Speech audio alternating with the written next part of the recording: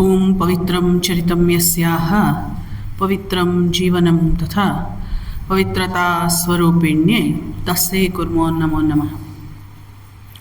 ಸ್ಥಾಪಕಾಯ ಚ ಧರ್ಮಸ್ಯ ಸರ್ವಧರ್ಮಸ್ವರೂಪಿಣಿ ಅವತಾರವರಿಷ್ಠಾಯ ರಾಮಕೃಷ್ಣಾಯ ತೇ ನಮಃ.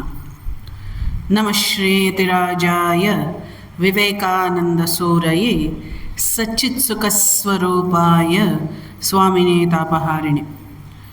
ಯಾ ದೇವಿ ಸರ್ವಭೂತೇಷು ಶ್ರದ್ಧಾರೂಪೇಣ ಸಂಸ್ಥಿತ ನಮಸ್ತಸ್ಸೇ ನಮಸ್ತಸ್ಸೇ ನಮಸ್ತಸ್ಸೇ ನಮೋ ನಮಃ.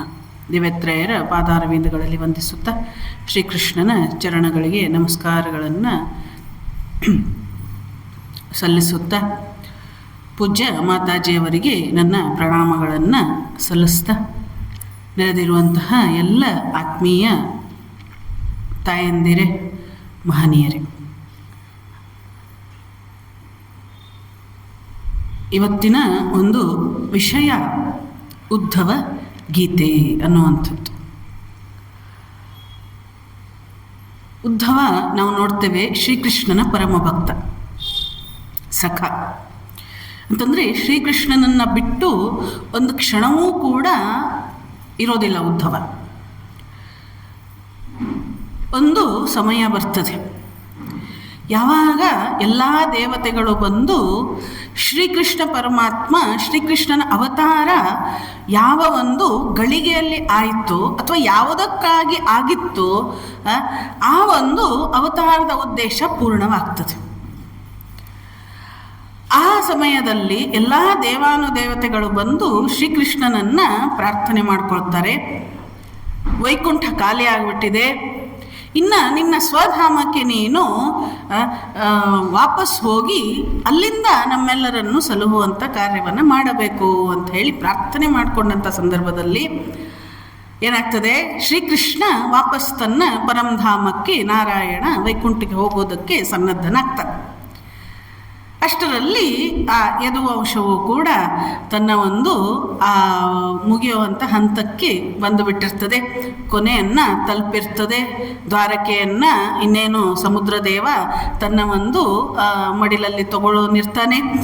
ಈ ಎಲ್ಲ ಸಂದರ್ಭಗಳನ್ನು ನೋಡುವಂಥ ಒಂದು ಸಮಯ ಬರ್ತದೆ. ಈ ಸಂದರ್ಭದಲ್ಲಿ ಮುಖ್ಯವಾಗಿ ನಾವು ನೋಡ್ತೇವೆ ಏನಪ್ಪ ಅಂತಂದರೆ ಶ್ರೀಕೃಷ್ಣ ಪರಮಾತ್ಮ ಸನ್ನದ್ಧನಾಗಿದ್ದಾನೆ. ಮತ್ತು ಹೇಳ್ತಾನೆ ಏನು ಅಂತಂದರೆ, ಯದುವಂಶರಿ ಹೇಳ್ತಾನೆ, ನಾವೆಲ್ಲ ಇನ್ನು ಪ್ರಭಾಸ ಕ್ಷೇತ್ರಕ್ಕೆ ಹೋಗಬೇಕಾಗ್ತದೆ, ಇನ್ನು ಇಲ್ಲಿ ದ್ವಾರಕೆ ಇರೋದಕ್ಕೆ ಸಾಧ್ಯ ಇಲ್ಲ ಅಂತ ಹೇಳುವಂಥ ಸಂದರ್ಭಕ್ಕೆ ಎಲ್ಲ ಪ್ರಭಾಸ ಕ್ಷೇತ್ರಕ್ಕೆ ಹೋಗ್ತಾರೆ ಅನ್ನೋದನ್ನು ನಾವು ನೋಡ್ತೇವೆ. ಈ ಒಂದು ಸಂದರ್ಭದಲ್ಲಿ ಉದ್ಧವ ಏನು ಮಾಡ್ತಾನೆ, ಶ್ರೀಕೃಷ್ಣನನ್ನು ಪ್ರಾರ್ಥನೆ ಮಾಡ್ಕೊಳ್ತಾನೆ. ಏನಪ್ಪ ಅಂತಂದರೆ, ಹೌದು ಕೃಷ್ಣ, ನಿನ್ನನ್ನು ಬಿಟ್ಟು ನಾನು ಒಂದು ಕ್ಷಣವೂ ಕೂಡ ಇರುವವನಲ್ಲ. ನಿನ್ನ ಜೊತೆಗೇ ಊಟ ಮಾಡಿದವನು, ನಿನ್ನ ಜೊತೆಗೇ ಕೂತವನು, ನಿನ್ನ ಜೊತೆಗೇ ಎದ್ದವನು, ನಿನ್ನ ಒಡನೆಯೇ ಇದ್ದವನು. ನೀನು ಪ್ರಸಾದವನ್ನು ಸ್ವೀಕರಿಸಿದ ಮೇಲೆ ಅದೇ ಪ್ರಸಾದವನ್ನು ನಾನು ಮಹಾಪ್ರಸಾದ ಅಂತೇಳಿ ಸ್ವೀಕರಿಸಿದವನು. ಅಂಥವನನ್ನು ನೀನು ಇವತ್ತು ಇಲ್ಲೇ ಬಿಟ್ಟು ನಿನ್ನ ಒಂದು ಅವತಾರದ ಸಮಾಪ್ತಿಯನ್ನು ಮಾಡ್ಕೊಳ್ತಾ ಇದ್ದೀಯಲ್ಲ, ನನ್ನನ್ನು ಬಿಟ್ಟು ಹೋಗ್ಬಿಡ್ತೀಯ ನೀನು, ನನ್ನನ್ನು ಕರೆದುಕೊಂಡು ಹೋಗು ಅಂತ ಹೇಳಿದ ಉದ್ಧವ. ಆವಾಗ ಶ್ರೀಕೃಷ್ಣ ಪರಮಾತ್ಮ ಹೇಳ್ತಾನೆ, ನೋಡು ಉದ್ಧವ, ನೀನು ನನ್ನ ಪ್ರಿಯನೇ ಹೌದು, ನನಗೆ ಬಹಳ ಬೇಕಾದವನು ಹೌದು, ನನ್ನ ಭಕ್ತನೂ ಹೌದು, ಸಖನೂ ಹೌದು, ಎಲ್ಲವೂ ಹೌದು. ಆದರೆ ನೀನು ಈ ಒಂದು ಭೂಮಿಯ ಮೇಲೆ ಇದ್ದು ಸರ್ವಸಂಗ ಪರಿತ್ಯಾಗದ ಜೀವನವನ್ನು ನೀನು ನಡೆಸಬೇಕಾಗ್ತದೆ. ಯಾವ ಬಂಧನದಲ್ಲಿಯೂ ಕೂಡ ನೀನು ಸಿಕ್ಕಾಕ್ಕೊಳ್ಳಬೇಡ, ಯಾರನ್ನೂ ಕೂಡ ನೆಚ್ಕೊಂಡು ನೀನು ಜೀವನವನ್ನು ಮಾಡಬೇಡ. ಸಂಸಾರ ಅನ್ನುವಂತಹ ಆ ಘೋರ ಕೂಪದಲ್ಲಿ ನೀನು ಬೀಳಬೇಡ, ಸಿಕ್ಕಾಕ್ಕೊಳ್ಬೇಡ. ಯಾಕಂತ ಹೇಳಿದರೆ ಉದ್ಧವ, ಇದು ಕಲಿಯುಗ. ನಾನು ಇಲ್ಲಿಂದ ಪ್ರಸ್ತಾಪಿಸಿದ ಮೇಲೆ ಅಂತಂದರೆ ಇಲ್ಲಿಂದ ಹೊರಟ ಮೇಲೆ ಕಲಿ ತನ್ನ ಒಂದು ಪ್ರಭಾವವನ್ನು ಬೀರೋದಕ್ಕೆ ಪ್ರಾರಂಭ ಮಾಡ್ತಾನೆ. ಕಲಿಯುಗ ಪ್ರಾರಂಭ ಆಗ್ತದೆ. ಆದ್ದರಿಂದ ಕಲಿಯುಗ ಪ್ರಾರಂಭ ಆದ ತಕ್ಷಣವೇ ಎಲ್ಲ ಘೋರ ಘಟನೆಗಳು ಅಥವಾ ಎಲ್ಲ ನೋಡ್ತೀವಿ ಕಲಿಯುಗದ ಪ್ರಭಾವ. ಏನೇನಂತ ನಾನು ಹೇಳಬೇಕಾಗಿಲ್ಲ, ಎಲ್ಲ ಪ್ರಾರಂಭ ಆಗ್ತದೆ. ಆದ್ದರಿಂದ ಉದ್ಧವ, ನೀನು ಸರ್ವಸಂಗ ಪರಿತ್ಯಾಗಿಯಾಗು ಅಂಥೇಳಿ ಉದ್ಧವನಿಗೆ ಒಂದು ಪ್ರಶ್ನೆ ಬರ್ತದೆ. ಹಾಗಿದ್ರೆ ಅವನು ಕೇಳ್ತಾನೆ, ಉದ್ಧವ, ಹೌದು ಪ್ರಭು, ನೀನು ಹೇಳ್ತಾ ಇರೋದು ಸತ್ಯ, ಆದರೆ ನೀನು ಹೇಳ್ತಾ ಇರೋದು ಯಾವುದು? ಸನ್ಯಾಸ ಮಾರ್ಗ. ಹೌದು, ಸರ್ವಸಂಗ ಪರಿತ್ಯಾಗ ಅಂದ್ರೇನು? ಸನ್ಯಾಸ ಮಾರ್ಗವನ್ನು ನನಗೆ ಉಪದೇಶ ಮಾಡ್ತಾ ಇದ್ದಿ ನೀನು. ಆದರೆ ಆ ಒಂದು ಸನ್ಯಾಸ ಮಾರ್ಗದಲ್ಲಿ ನಡೆಯುವಂತಹ ಒಂದು ಕೆಪಾಸಿಟಿ ನನಗಿದೆಯೇನು? ಅಥವಾ ಆ ಮಾರ್ಗದಲ್ಲಿ ನಡೆಯುವುದಕ್ಕೆ ನನಗೆ ಯಾವ ಮಾರ್ಗದರ್ಶನವನ್ನು ನೀನು ಕೊಡ್ತೀಯ? ಆ ಮಾರ್ಗದಲ್ಲಿ ನಡೆಯೋದಕ್ಕೆ ನನ್ನ ಗುರುಗಳು ಯಾರು? ಎಲ್ಲ ಪ್ರಶ್ನೆಗಳು ಬರ್ತದೆ ಉದ್ಧವನಿಗೆ. ಆವಾಗ ಕೃಷ್ಣನು ಹೇಳ್ತಾನೆ, ಯದು ಮಹಾರಾಜ, ಕೃಷ್ಣನ ವಂಶದವನು ಯದು ಮಹಾರಾಜ, ಮತ್ತು ದತ್ತಾತ್ರೇಯರು, ಗುರು ದತ್ತಾತ್ರೇಯರು, ಅವಧೂತರು, ಅವರ ಇಬ್ಬರ ನಡುವೆ ನಡೆದಂತಹ ಸಂವಾದವನ್ನು ಶ್ರೀಕೃಷ್ಣ ಉದ್ಧವನಿಗೆ ಅಲ್ಲಿ ಹೇಳ್ತಾನೆ, ಉಪದೇಶ ಮಾಡ್ತಾನೆ. ಬಹಳ ಅದ್ಭುತವಾದ ಒಂದು ವಿಚಾರ ಇದು. ಯಾಕೆ ಗೊತ್ತೇನೋ, ಈಗಿನ ಒಂದು ಸಂದರ್ಭದಲ್ಲಿ ಶಿಕ್ಷಣ ಅಂತಂದರೆ ಬರೀ ಸ್ಕೂಲಿಗೆ ಹೋಗೋದು, ಕಾಲೇಜಿಗೆ ಹೋಗೋದು, ಈ ಥರದ್ದು. ಹಾಗಿದ್ರೆ ಗುರು ಯಾರು? ನಿಜವಾಗ್ಲೂ ಕೂಡ ಗುರು ಯಾರಪ್ಪ ಅಂತಂದರೆ, ಯಾರು ಸಂಸಾರ ಅನ್ನೋ ಬಂಧನದಿಂದ ಮತ್ತು ಇನ್ನೂ ಮುಂದೆ ಹೋಗಿ ಏನಪ್ಪ ಅಂತಂದರೆ ಈ ಮಾನವ ಶರೀರದಿಂದ ಯಾರು ಮುಕ್ತಿಯನ್ನು ಗಳಿಸಿಕೊಡ್ತಾನೋ ಅಥವಾ ಗಳಿಸುವಂತಹ ಮಾರ್ಗವನ್ನು ನಮಗೆ ಹೇಳಿಕೊಡ್ತಾನೋ ಅವನೇ ನಿಜವಾದ ಗುರು. ಅದಕ್ಕೆ ಹೇಳ್ತಾರೆ, ಗುರು ಅಂತಂದರೆ ಅಂಧಕಾರದಿಂದ ಬೆಳಕಿನೆಡೆಗೆ. ಹೌದು ಅಂಥೇಳಿ ಶ್ರೀರಾಮಕೃಷ್ಣರ ಕಡೆ ದಿನಗಳು ಶ್ರೀಮಾತೆಯವ್ರ ಹತ್ರ ಕೂತ್ಕೊಂಡಿದ್ದಾರೆ. ಶ್ರೀರಾಮಕೃಷ್ಣರು ಹೇಳ್ತಾರೆ ಏನು ಅಂತಂದರೆ, ಇನ್ನೇನು ನಾನು ಹೊರಡ್ತಾ ಇದ್ದೇನೆ, ಇನ್ನು ಮಿಕ್ಕ ಕಾರ್ಯವನ್ನೆಲ್ಲ ನೀನೇ ನೋಡ್ಕೊಳ್ಬೇಕು. ಶ್ರೀಮಾತೆಯವ್ರು ಹೇಳ್ತಾರೆ, ನಾನೇನು ಮಾಡಲಿ, ನಾನು ಹೆಣ್ಣೆಂಗಸು, ನನ್ನಿಂದ ಏನು ತಾನೇ ಸಾಧ್ಯ ಇದೆ ಅಂಥೇಳಿ. ಆವಾಗ ಶ್ರೀರಾಮಕೃಷ್ಣರು ಹೇಳ್ತಾರೆ, ಕಲ್ಕತ್ತಾದಲ್ಲಿ ಜನ ಸಂಸಾರದಲ್ಲಿ ತೊಡಗಿ ಸಂಸಾರ ಬಂಧನದಲ್ಲಿ ಸಿಲುಕಿ ಆ ಹುಳುಗಳೋಪಾದಿಯಲ್ಲಿ ತಮ್ಮ ಜೀವನವನ್ನು ನಡೆಸ್ತಾ ಇದ್ದಾರೆ. ನೀನು ಅವರನ್ನು ಉದ್ಧಾರ ಮಾಡಬೇಕು ಅಂತ ಹೇಳಿದ್ರು ಶ್ರೀರಾಮಕೃಷ್ಣರು. ಅದರಿಂದನೇ ಶ್ರೀಮಾತೆಯವರು ಗುರುವಿನ ಒಂದು ಸ್ಥಾನವನ್ನೂ ಕೂಡ ಹೊಂದಿದ್ದನ್ನು ನಾವು ನೋಡ್ತೇವೆ. ಅದರಿಂದ ಗುರು ಯಾವ ರೂಪದಲ್ಲಿ ಬರ್ತಾನೆ ಹೇಳೋದಕ್ಕೆ ಬರೋದಿಲ್ಲ. ಅದರಿಂದ ಇಲ್ಲಿ ದತ್ತಾತ್ರೇಯರು ಹೇಳ್ತಾರೆ ಯದು ಮಹಾರಾಜರಿಗೆ ದತ್ತಾತ್ರೇಯರ ಒಂದು ಮಿಲನ ಅಂತಂದರೆ ಒಬ್ರಿಗೊಬ್ರು ಸಿಗ್ತಾರೆ. ಯದು ಮಹಾರಾಜರು ಯಾವಾಗೂ ರಾಜ ಅಂತಂದರೆ ಟೆನ್ಷನ್ ಜಾಸ್ತಿ ಇರ್ತದೆ, ಹೌದೋ ಇಲ್ವೋ?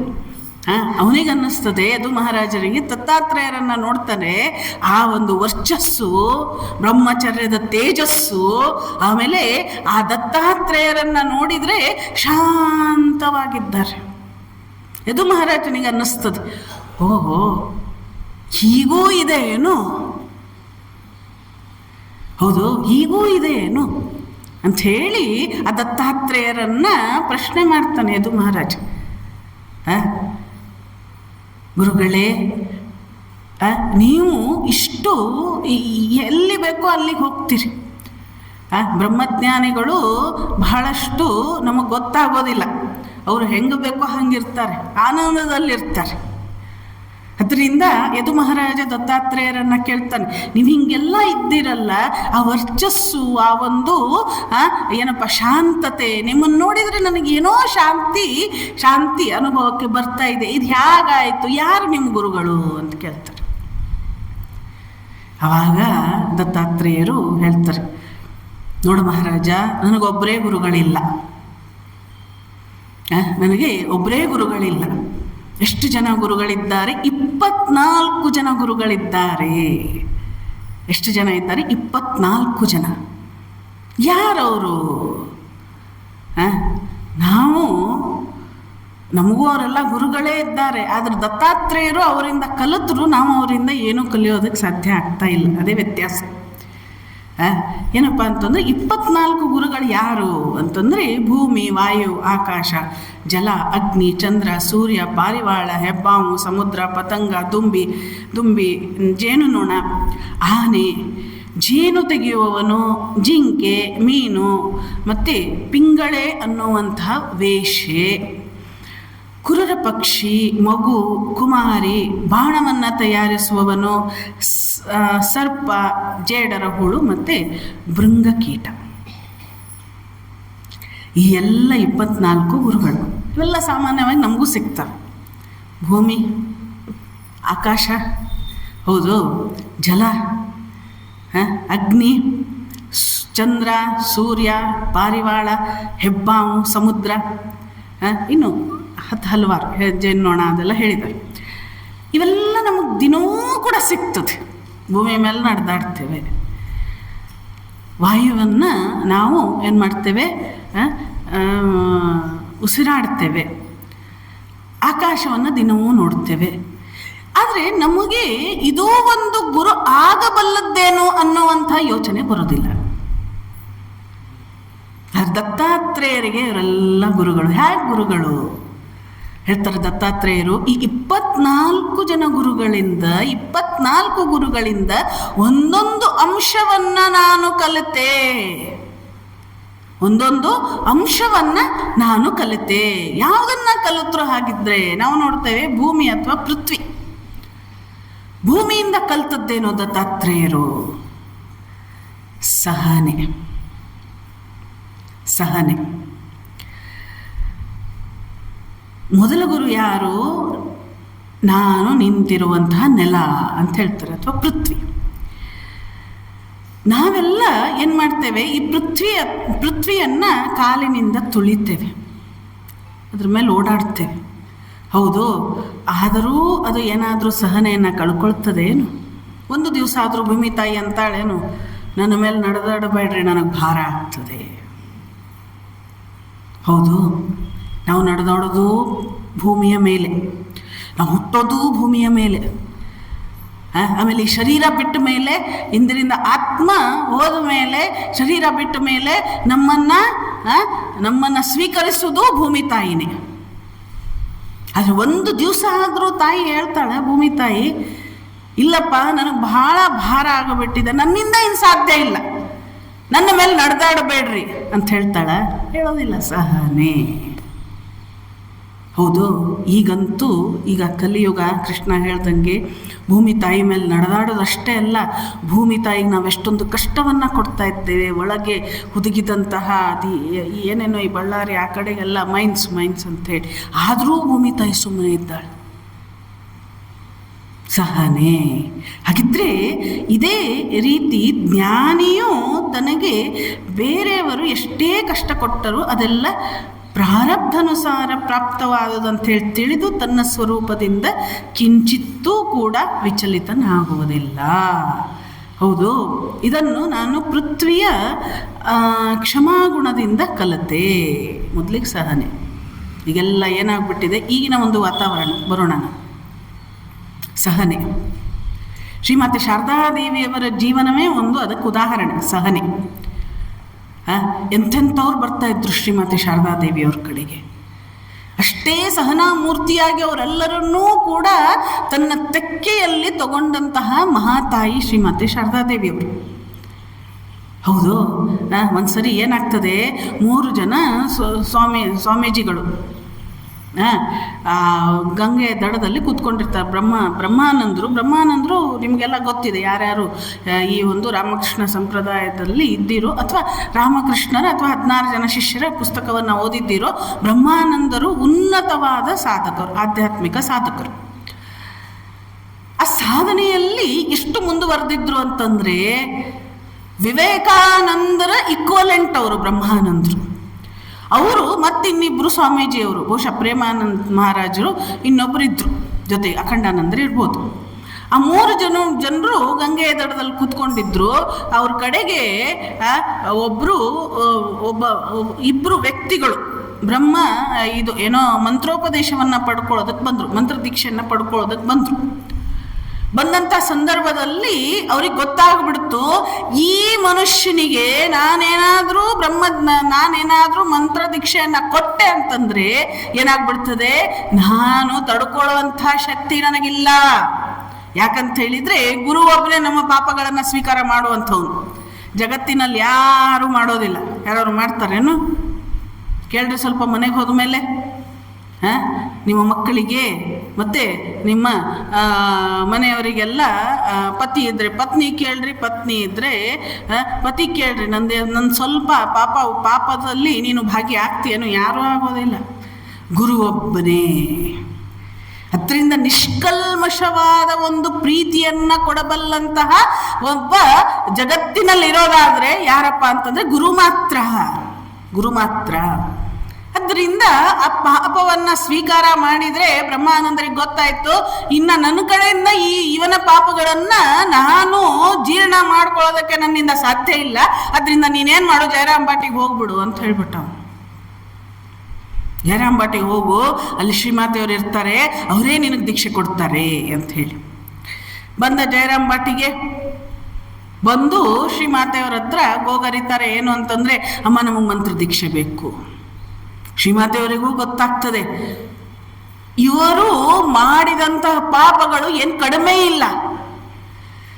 ಇವರ ಪಾಪಗಳನ್ನು ಸ್ವೀಕರಿಸಿದರೆ ಶ್ರೀಮಾತೆಯವರಿಗೆ ಯಾವ ಒಂದು ಅನುಭವ ಆಗ್ತದೆ ಅಥವಾ ಅದನ್ನ ಜೀರ್ಣಿಸ್ಕೊಳ್ಳೋದೆಷ್ಟು ಕಷ್ಟ ಅನ್ನೋದು ಶ್ರೀಮಾತೆಯವರಿಗೆ ಗೊತ್ತಿರ್ತದೆ. ಆದರೂ ತಾಯಿಯ ಹೃದಯ ಸಹನೆ, ಮಕ್ಕಳ ಉದ್ಧಾರ ಮುಖ್ಯ. ಅದರಿಂದ ಶ್ರೀಮಾತೆಯವರು ಏನು ಮಾಡ್ತಾರೆ, ಒಂದು ರಾತ್ರಿ ಅಲ್ಲಿ ಜಯರಾಮ್ ಬಾಟಿಯಲ್ಲಿ ಇರಿಸ್ಕೊಂಡು ಏನು ಮಾಡ್ತಾರೆ, ಮಾರನೇ ದಿವಸ ಅವನಿಗೆ ಮಂತ್ರ ದೀಕ್ಷೆಯನ್ನು ಕೊಟ್ಟು ಕಳಿಸ್ತಾರೆ. ಇಬ್ಬರಿಗೂ ಕೂಡ ಈ ಮೂರು ಜನ ಸ್ವಾಮೀಜಿಗಳು ಗಂಗೆ ದಡದಲ್ಲಿ ಕೂತ್ಕೊಂಡಿರ್ತಾರೆ. ಆವಾಗ ತಾವೇ ಮಾತನಾಡ್ಕೊಳ್ತಾರೆ. ಆ ಭಕ್ತರು ಬರ್ತಾರೆ, ಇಡೀ ಜಗತ್ತಿನಲ್ಲಿ ಯಾರ್ದಾದರೂ ಪಾಪವನ್ನ ಸ್ವೀಕಾರ ಮಾಡಿ ಅದನ್ನ ಜೀರ್ಣಿಸ್ಕೊಳ್ಳುವಂತ ಶಕ್ತಿ ಸಹನೆ ಇದ್ರೆ ಅದು ಶ್ರೀಮಾತೆ ಶಾರದಾದೇವಿಯವರಿಗೆ, ಅದು ನಮ್ಮಿಂದ ಸಾಧ್ಯ ಇಲ್ಲ ಅಂತ ಹೇಳ್ತಾರೆ. ಇದು ಸಹನೆ, ತಾಯಿಯ ಸಹನೆ. ಎಷ್ಟೋ ಘಟನೆಗಳು ಹೌದು. ಆಮೇಲೆ ಇನ್ನೊಂದು ಬರ್ತದೆ, ಈ ಮಹಾತ್ಮರು ಈ ಒಂದು ಸಹನೆಯನ್ನು ಹೆಂಗೆ ತಮ್ಮ ಜೀವನದಲ್ಲಿ ಅಳವಡಿಸ್ಕೊಳ್ತಾ ಬರ್ತಾರೆ ಅಂತಂದರೆ, ನಮ್ಮ ಸಿದ್ಧಾರೂಢರು ಎಲ್ಲರಿಗೂ ಸ್ವಲ್ಪ ಕೇಳಿರ್ತೀರಿ ಸಿದ್ಧಾರೂಢರ ಬಗ್ಗೆ. ಇಡೀ ರಾತ್ರಿ ಒಬ್ಬನು ಹೊಡಿತಿದ್ದ ಅಂತ ಸಿದ್ಧಾರೂಢರಿಗೆ. ನನಗೆ ಆ ಒಂದು ಘಟನೆಯನ್ನು ಕೇಳಿ ಇಷ್ಟು ಆಶ್ಚರ್ಯ ಆಯಿತು. ಆಶ್ಚರ್ಯ ಅನ್ನೋಕ್ಕಿಂತ ಮಹಾತ್ಮರ ಒಂದು ಸಹನೆ ಅಥವಾ ಮಹಾತ್ಮರ ಒಂದು ಕರುಣೆ ಯಾವ ಥರ ಇರ್ತದೆ ಅಂತಂದರೆ, ಒಬ್ಬನು ದಿನ ರಾತ್ರಿ ಬಂದು ಸಿದ್ಧಾರೂಢರಿಗೆ ಹೊಡಿತಾ ಇದ್ದ. ಏನೋ ಒಂದು ಹೊಟ್ಟೆ ಕಿಚ್ಚೋ ಏನೋ ಒಂದು ಇಡೀ ರಾತ್ರಿ ಹೊಡಿತಾ ಇದ್ದ. ಸಿದ್ಧಾರೂಢರು ಹೇಳಿದ್ರಂತೆ, ಅಪ್ಪ ಶಿವ, ಈಗ ಸಾಕು ಹೊಡೆಯೋದು, ಬೆಳಕಾಯ್ತು, ಜನ ಬಂದು ಬಿಡ್ತಾರೆ, ಮತ್ತೆ ರಾತ್ರಿ ಬಂದು ಟು ಬಿ ಕಂಟಿನ್ಯೂಡ್, ಮತ್ತೆ ಹೊಡಿ, ಮತ್ತೆ ಬೆಳಕಾಗ್ತದೆ, ಮತ್ತೆ ಹೇಳ್ತಾರೆ ಶಿವ, ಜನ ಬರ್ತಾರೆ, ಜನ ನೋಡಿಬಿಟ್ರೆ ನಿನ್ನನ್ನು ಹೊಡಿತಾರೆ, ಅದನ್ನ ಈಗ ಹೋಗು, ಮತ್ತೆ ರಾತ್ರಿ ಬಾ. ಸಹನೆ ಸಹನೆ ಸಹನೆ.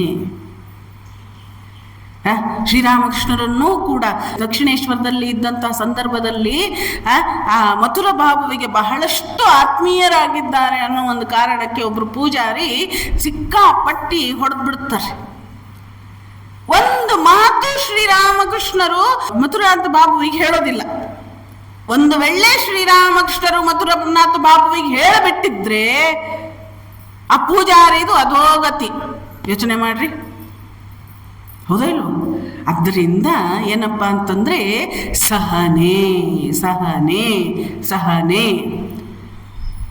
ಇವತ್ತಿನ ದಿನಮಾನಗಳಲ್ಲಿ ಹಾಗಿದ್ರೆ ಅದು ಎಷ್ಟು ಕಡಿಮೆ ಆಗ್ತಾ ಇದೆ. ಯಾಕಂತ ಹೇಳಿದರೆ ನಾವು ಬರೀ ಅದನ್ನ ನೀನು ಹೇಳಿದ್ರಲ್ಲ ಸಂದೀಪ್ ವಶಿಷ್ಠ, ಬರೀ ನಾವು ಜೀವನದಲ್ಲಿ ಕೇಳಿದರೆ ಸಾಕಾಗೋದು, ಜೀವನದಲ್ಲಿ ಅಳವಡಿಸ್ಕೊಳ್ಳಬೇಕು. ಹೌದು, ಸಹನೆ. ಅದರಿಂದ ಇವತ್ತು ತಾಯಂದಿರ ಒಂದು ಕರ್ತವ್ಯ ಎಷ್ಟು ಮುಖ್ಯವಾಗಿದೆ ಅಂತಂದರೆ, ಶ್ರೀಮಾತೆ ಶಾರದಾದೇವಿಯವರ ಜೀವನವನ್ನು ಓದ್ರಿ, ಶಾರದಾದೇವಿಯವರ ಜೀವನವನ್ನು ಓದ್ರಿ, ಶಾರದಾದೇವಿಯವರ ಜೀವನವನ್ನು ಓದ್ರಿ. ಯಾಕೆ ಹೇಳ್ತೇವೆ ನಾವು? ಯಾಕಂತ ಹೇಳಿದರೆ ಸಹನೆಯ ಸಹಕಾರ ಮೂರ್ತಿ ಶ್ರೀಮಾತೆಯವರು. ಹೌದು, ಎಷ್ಟು ಅಡಿಗೆ ಮಾಡ್ತಾರೆ ಶ್ರೀಮಾತೆ ಶಾರದಾದೇವಿ. ಇವತ್ತು ನಾನು ತಮಾಷೆಗೆ ಹೇಳ್ತಾ ಇರ್ತೇನೆ, ಏನಪ್ಪ ಅಂದ್ರೆ ಶ್ರೀಮಾತೆಯವರು ಬೆಳಿಗ್ಗೆ 3 ಗಂಟೆಗೆ ಹೇಳ್ತಾ ಇದ್ರು, 3 ಗಂಟೆಯಿಂದ 12 ಗಂಟೆವರೆಗೂ ಅಡಿಗೆ ಮಾಡ್ತಾ ಇದ್ರು, 10 ಸೇರ್ ಚಪಾತಿಯನ್ನ ಮಾಡ್ತಾ ಇದ್ರು. ಇವತ್ತು 10 ಚಪಾತಿ ಮಾಡೋದಕ್ಕೆ ನಮ್ಮ ತಾಯಂದ್ರ ಆಳ್ತಾರಲ್ರಿ. ಸ್ಕೂಲ್ಗಳು ಇವತ್ತು ಯಾವ ಥರ ಓಪನ್ ಆಗಿಬಿಟ್ಟಿದೆ ಅಂತಂದರೆ, ನಮ್ಮ ಹುಬ್ಬಳ್ಳಿಯಲ್ಲಂತೂ ಹಂಗಿದೆ. ಅವರಿಗೆ ತಿಂಡಿನೂ ಅಲ್ಲೇ, ಮಕ್ಕಳಿಗೆ ಊಟನೂ ಅಲ್ಲೇ, ಸಾಯಂಕಾಲ ಸ್ನ್ಯಾಕ್ಸ್ ಗೊತ್ತಿಲ್ಲ ನನಗೆ, ಆದರೆ ಇಷ್ಟು ಮಾತ್ರ ಮಾಡ್ತಾರೆ, ಬೆಳಿಗ್ಗೆ ತೊಂದರೆ ಇಲ್ಲ. ಎಷ್ಟು ನಾವು ಆ ಸಹನೆಯನ್ನು ನಮ್ಮ ತಾಯಂದಿರು ಕಳ್ಕೊಳ್ತಾ ಇದ್ದಾರೆ. ಯೋಚನೆ ಮಾಡ್ರಿ, ಬೆಳಿಗ್ಗೆ 3 ಗಂಟೆಯಿಂದ ರಾತ್ರಿ 12 ಗಂಟೆವರೆಗೂ 10 ಸೇರು ಚಪಾತಿ ಮಾಡ್ತಾ ಇದ್ರು ಶ್ರೀಮಾತೆಯವರು. ಎಷ್ಟು ಅವರು ಒಂದು ಕಿಚನ್ ಅಥವಾ ರೂಮ್ ಕಮ್ ಕಿಚನ್ 8x8 ಎತ್ತದೆ. ನೋಡ್ತಾ ಇದ್ವಿ ಕೆಳಗಡೆ 8x8 ಅಂದರೆ ಎಷ್ಟಾಗ್ತದೆ ಅಂತ ಹೇಳಿ. 8x8 ಇವತ್ತು ಎಷ್ಟು ದೊಡ್ಡ ಕಿಚನ್ ಇದ್ರೂ ಅಡುಗೆ ಮಾಡೋರು ಇಲ್ಲಲ್ಲಿ. ಹೌದು, ಯಾಕೆ? ಸಹನೆಯನ್ನು ಕಳ್ಕೊಳ್ತಾ ಇದ್ದೇವೆ. ಅರ್ಥ ಆಯಿತು? ಅದರಿಂದ ಮಹಾತ್ಮರ ಜೀವನ, ಮಹಾತ್ಮರು ಆ ಸಹನೆಯನ್ನು ತೋರಿಸ್ಕೊಟ್ಟು ಹೋಗಿದ್ದಾರೆ. ಮತ್ತಿನ್ನೊಂದು, ಎಲ್ಲರಿಗೂ ಒಂದು ಕಂಪ್ಲೇಂಟ್ ಇರ್ತದೆ, ಇನ್ನು ಅಡುಗೆ ಮಾಡೋದಕ್ಕೆ ಬೇಜಾರು ಮಾಡ್ಕೊಳ್ಳೋ ಅಂಥವ್ರು ಪಾಪ ಇನ್ನು ಜಪ ಮಾಡಂದ್ರೆ ಮಾಡ್ತಾರ? ಸಮಯ ಇಲ್ಲ, ನೋ ಟೈಮ್. ಮೊಬೈಲ್ ನೋಡೋದಕ್ಕೆ ಟೈಮ್ ಇದೆ, ಕ್ಲಬ್ಗಳಿಗೆ ಹೋಗೋದಕ್ಕೆ ಟೈಮ್ ಇದೆ. ಈಗಿನ ಪರಿಸ್ಥಿತಿ ಏನ್ರಿ ಮಾತಾಜಿ, ಭಾಗವತ ಬಿಟ್ಟೇನೇನೋ ಹೇಳ್ತಾ ಇದ್ದೀರಲ್ಲ ಅಂತ. ಈಗಿನ ಪರಿಸ್ಥಿತಿಯನ್ನು ನಾನು ಹೇಳ್ತಾ ಇದ್ದೇನೆ. ಹೌದು, ಅದು ಅವಾಗ ಯದು ಮಹಾರಾಜರಿಗೆ ಹೇಳಿತ್ತು. ಯಾರು? ದತ್ತಾತ್ರೇಯರು. ಈಗ ಕ್ಲಬ್ಬಿಗೆ ಹೋಗೋದಕ್ಕೆ ಟೈಮ್ ಇದೆ, ಟಿ ವಿ ನೋಡೋದಕ್ಕೆ ಟೈಮ್ ಇದೆ, ಮೊಬೈಲ್ ನೋಡೋದಕ್ಕೆ ಟೈಮ್ ಇದೆ, ಇನ್ನೊಬ್ಬರ ಜೊತೆಗೆ ಹರಟೆ ಹೊಡೆಯೋದಕ್ಕೆ ಟೈಮ್ ಇದೆ. ಹೌದು, ಎಲ್ಲದಕ್ಕೂ ಸಮಯ ಇದೆ. ಆದರೆ ಜಪ ಮಾಡ್ಕೊಳ್ರಿ, ಭಗವಂತನ ನಾಮ ಹೇಳ್ರಿ ಅಂತಂದರೆ ಇಲ್ಲರಿ, ನಮಗೆ ಸಮಯ ಇಲ್ಲ, ಟೈಮೇ ಸಿಗೋದಿಲ್ಲ. ಆದರೆ ಆಶ್ಚರ್ಯ ಅಂತಂದರೆ ಶಾರದಾದೇವಿಯವರು ಅದಕ್ಕೂ ಉತ್ತರ ಕೊಟ್ಟು ಬಿಟ್ರು. ಶ್ರೀಮಾತೆಯವರು ಬೆಳಿಗ್ಗೆ 3 ಗಂಟೆಯಿಂದ ರಾತ್ರಿ 12 ಗಂಟೆವರೆಗೂ ಆ ಒಂದು ಕಾರ್ಯದಲ್ಲಿ ತೊಡಗ್ತಾ ಇದ್ರಲ್ಲ. 10 ಸೇರು ಚಪಾತಿ. ಮತ್ತೆ ಶ್ರೀಮಾತೆಯವರಿಗೆ ಶ್ರೀರಾಮಕೃಷ್ಣರು ಎಷ್ಟು ಜನ ಭಕ್ತರು ಅಷ್ಟು ಜನ ಮಕ್ಕಳು. ಶ್ರೀಮಾತೆಯವರಿಗೆ ಮಕ್ಕಳಿಲ್ಲ ಅನ್ನೋದು ಅಷ್ಟೇ ಅವರಿಗೆ. ಎಷ್ಟು ಜನ ಶ್ರೀರಾಮಕೃಷ್ಣರಿಗೆ ಭಕ್ತರು ಅಷ್ಟು ಜನ ಮಕ್ಕಳು. ಹೇಳ್ತಿದ್ರು ಶ್ರೀರಾಮಕೃಷ್ಣರು, ನೋಡು ನರೇಂದ್ರ ಬಂದ, ನರೇಂದ್ರನಿಗೇನು ಇಷ್ಟ? ಕಡ್ಲಿ ಬೇಳೆ ತವ್ವೆ ದಪ್ಪ ಚಪಾತಿ ಮಾಡು. ಗಿರೀಶ್ಚಂದ್ರ ಗಿರೀಶ ಬಂದ, ಅವನಿಗೆ ಇದನ್ನ ಮಾಡು. ಇನ್ನು ಅಖಂಡನಂದ್ರು. ಹಿಂಗೆ ಏನು ಲೆಕ್ಕ ಇಲ್ಲ ಶ್ರೀಮಾತೆಯವ್ರಿಗೆ. ಬಹುಶಃ ಈಗಿನವ್ರಿಗೆ ಆಗ್ಬಿಟ್ಟಿದ್ರೆ ಡಿವೋರ್ಸ್ ಆಗಿಬಿಡ್ತಿತ್ತು. ಹೌದು, ಡಿವೋರ್ಸ್ ಆಗಿಬಿಡ್ತಿತ್ತು. ಫೋನ್ ಮಾಡ್ತಿದ್ರು, ಏನೋ ನನಗೆ ಭಾಳ ಕೆಲಸ ಆಗ್ತಾ ಇದೆ ಇಲ್ಲಿ, ನೀವೇನು ವ್ಯವಸ್ಥೆ ಮಾಡ್ತಿರೋ ಇಲ್ವೋ? ಸರಿನಾ? ಯಾಕಂದ್ರೆ ಫೋನ್ ಕೈಯಲ್ಲೇ ಅಲ್ಲ. ಡಿವೋರ್ಸ್ ಆಗಿಬಿಡ್ತಿತ್ತು. ಅದು ನಮ್ಮ ಶ್ರೀಮಾತೆಯವ್ರಿಗೆ ಎಷ್ಟು ಸಹನೆ, ಎಷ್ಟು ಸಹನೆ. ಆ ಸಹನೆಯನ್ನು ನಾವಿವತ್ತು ನಮ್ಮ ತಾಯಂದಿರು ತಮ್ಮ ಜೀವನದಲ್ಲಿ ಪ್ರಾಕ್ಟೀಸ್ ಮಾಡಬೇಕಾಗಿದೆ. ಅಷ್ಟೇ ಅಲ್ಲ, ನಿಮ್ಮ ಮಕ್ಕಳಿಗೂ ಅದನ್ನು ಕಲಿಸ್ಕೊಡಬೇಕಾಗಿದೆ. ಹೌದು, ಸೀತೆ ಜಸ್ಟ್ ಮದುವೆ ಆಗಿ ಬಂದ್ಲು. ಸೀತೆ ಮದುವೆ ಆಗಿ ಬಂದ ತಕ್ಷಣವೇ ಎಲ್ಲಿಗೆ ಹೋದ್ರು? ವನವಾಸಕ್ಕೆ ಹೋದ್ರು. ಅವಳು ಅನ್ಬೋದಿತ್ತು, ನಾನು ರಾಜಕುಮಾರಿ, ಹೌದು, ನೀನು ಹೋಗಿ ಬಾ, ವನವಾಸ ಎಲ್ಲ ನಿಮ್ಮಪ್ಪ ಹೇಳಿದಾನಲ್ಲ, ನೀನು ಹೋಗಿ ಬಾ, ಆಮೇಲೆ ಬಂದು ನಿಮ್ಮ ಮನೆಯಲ್ಲಿ ಆರಾಮಾಗಿರ್ತೇನೆ, ಅಯೋಧ್ಯದಲ್ಲಿರ್ತೇನೆ ಅಂತ ಹೇಳ್ಬೋದಿತ್ತೋ ಇಲ್ವೋ? ಅರ್ ಸೀತೆ ಹೇಳಲಿಲ್ಲ. ಏನು ಮಾಡಿದ್ಲು? ಸಹನೆಯಿಂದ ರಾಮನ ಜೊತೆಗೆ ಇದ್ಲು. ಸಹನೆ.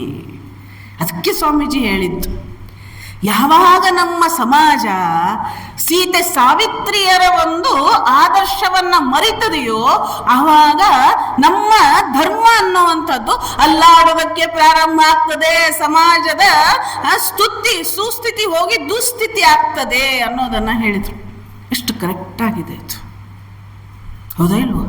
ಆದ್ದರಿಂದ ಸಹನೆ, ಅಡಿಗೆ ಮಾಡೋದ್ರಲ್ಲಿ ಸಹನೆ, ಮಕ್ಕಳನ್ನು ಬೆಳೆಸೋದ್ರಲ್ಲಿ ಸಹನೆ, ಹೌದು, ಮಕ್ಕಳಿಗೆ ಒಳ್ಳೆಯ ಸಂಸ್ಕಾರಗಳನ್ನು ಸಂಸ್ಕೃತಿಯನ್ನು ಕೊಡೋದ್ರಲ್ಲಿ ಸಹನೆ.